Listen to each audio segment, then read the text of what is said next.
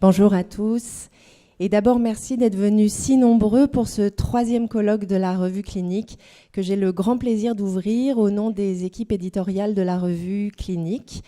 Et cette journée, comme notre ligne éditoriale le commande, sera entièrement dédiée à la pratique des soins psychiques en institution. Je sais que vous êtes très nombreux à avoir été présents l'année dernière, donc vous vous en souvenez. Nous avions exploré la question de la répétition.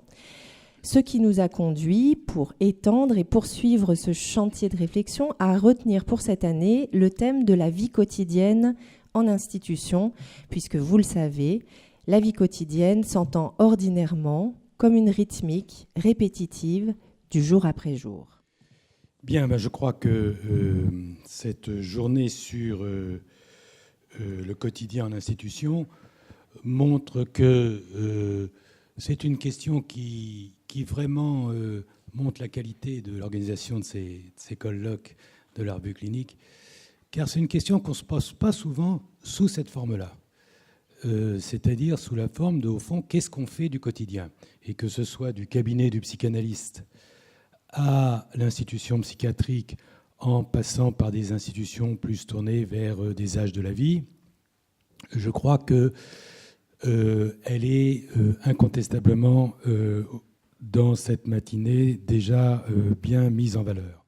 Alors, question bien complexe, hein. J'ai l'impression que cette question de l'ennui, je vais revenir à la fin sur cette notion de terme aussi, hein, d'ennui.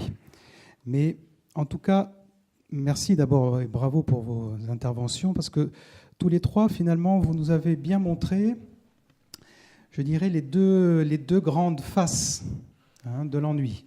L'ennui, vous avez dit, chacun à votre tour, finalement, porteur de créativité, hein, que ce soit l'ennui comme disposition adolescente, vous avez dit, Manuela, et fréquente des plaintes des patients hospitalisés, l'ennui des romantiques comme signal de ralliement de la jeunesse, l'ennui pour Isabelle comme retrait nécessaire, hein, à la rêverie, au travail de la sublimation, ou l'état d'attente du jeu, comme vous l'avez précisé, Vassili.